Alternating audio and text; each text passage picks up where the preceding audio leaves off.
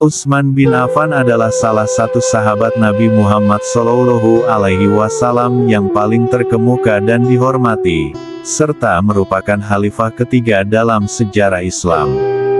Ia lahir pada tahun 574 Masehi di kota Makkah, Arab Saudi, dan berasal dari keluarga Quraisy yang terpandang. Sebelum memeluk Islam, Utsman bin Affan adalah seorang pedagang yang sukses dan memiliki banyak usaha.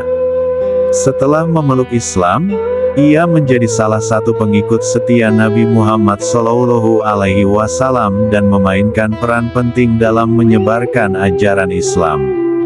Selama masa pemerintahannya sebagai khalifah, Utsman bin Affan memperluas wilayah kekuasaan Islam dan memperkuat infrastruktur di wilayah tersebut.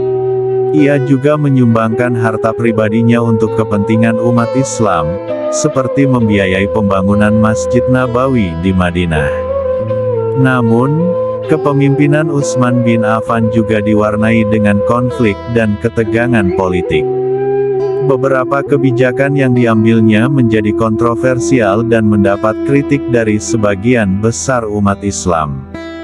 Hal ini memicu pemberontakan yang dipimpin oleh sekelompok orang yang tidak setuju dengan kebijakan Utsman bin Affan. Pada tahun 656 Masehi, Utsman bin Affan dikepung oleh para pemberontak dan akhirnya dibunuh di dalam rumahnya sendiri.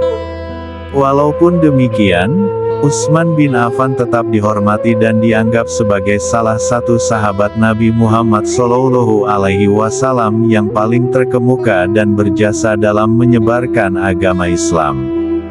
Berikut adalah beberapa motivasi kehidupan Utsman bin Affan yang dapat kita pelajari. Kecintaan terhadap agama Islam. Utsman bin Affan sangat mencintai agama Islam dan berusaha keras untuk memperkuat ajaran-ajaran Islam. Ia juga sering menyumbangkan harta pribadinya untuk kepentingan umat Islam. Kegigihan dalam bekerja. Utsman bin Affan adalah seorang pedagang yang sukses dan memiliki banyak usaha. Ia juga terkenal dengan kerja kerasnya dalam membangun infrastruktur di kota Madinah.